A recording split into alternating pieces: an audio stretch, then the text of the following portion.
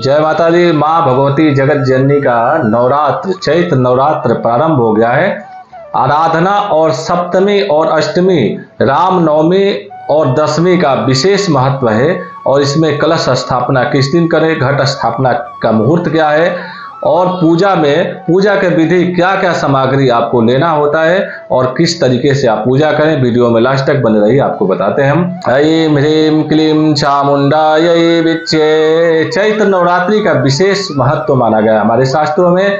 नवरात्रि के 9 दिनों तक माँ दुर्गा का अलग अलग स्वरूपों का पूजा की जाती है। माँ दुर्गा जो है सुख समृद्धि और धन की देवी कही जाती है। चैत्र नवरात्रि 9 अप्रैल से प्रारंभ होकर के 17 अप्रैल को समापन होगा। 9 दिनों तक चलने वाली चैत्र नवरात्रि मंगलवार 9 अप्रैल को कलश स्थापना के साथ शुरू होगी। इसके साथ ही हिंदू नववर्ष का प्रारंभ भी हो जाता है। मंगलवार को कलश स्थापना होगी और चैत्र नवरात्रि के पहले दिन ही शुभ मुहूर्त में कलश स्थापना का विधान है। अब कलश स्थापना का समय क्या है, घट स्थापना का मुहूर्त क्या है, हम आपको बता रहे हैं। और मंदिर किस दिशा में आपको रखना चाहिए, कलश जो होता है, कलश जिसको आप रखते हैं घट स्थापना, वो किस आपके घर में किस दिशा में होना चाहिए मंदिर का, वो ध्यान पूर्वक सुनिए। मंदिर के उत्तर और पूरब और उसके बाद नॉर्थ में, ईस्ट और नॉर्थ में, उत्तर और पूरब दिशा में मंदिर के कलश स्थापना आपको करनी चाहिए, कलश रखना चाहिए। माँ की चौकी लगाकर कलश को स्थापित करना चाहिए और सबसे पहले उस जगह को गंगा जल से छिड़ करके उसको शुद्ध कर ले, पवित्र कर ले।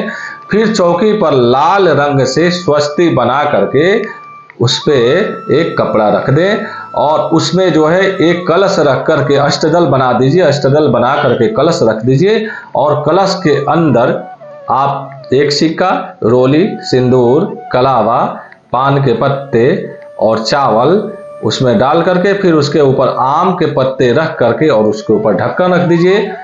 एक नारियल रखिए, नारियल में कलावा बांध लीजिए और कलावा के बांधने के बाद में ढक्कन के ऊपर रख करके माँ का एक चुन्नी उसके ऊपर अच्छे प्रकार से, या घर में साड़ी इत्यादि जो भी हो, माँ भगवती को उस पर रखे। क्योंकि देखिए कलश जो होता है पूरा शरीर होता है भगवती का, और सर जो रखा जाता है नारियल के रूप में माँ भगवती का सर होता है। तो सर को ढकने के लिए चुन्नी या किसी प्रकार का साड़ी वगैरह इत्यादि है तो उसमें रख दीजिए।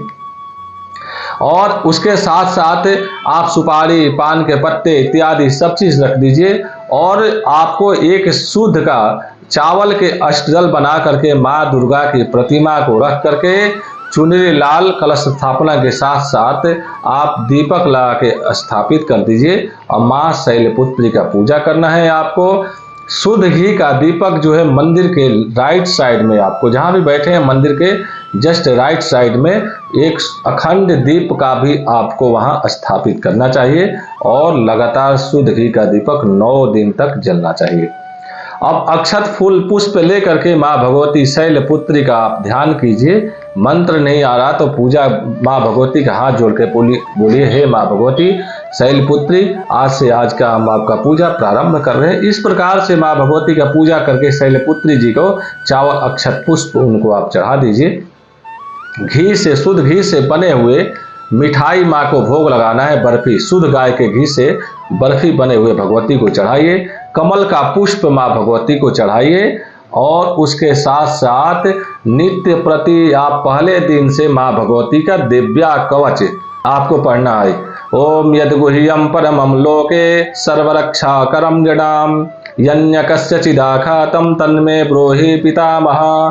आप अगर रोज केवल कवच, अर्गला और कीलक का एक पाठ करते हैं 9 दिनों तक, दोस्तों यकीन मानिए माँ भगवती के आपके ऊपर इतना कृपा होगी कि आपको किसी प्रकार का कोई और पूजा करने की जरूरत नहीं होगी।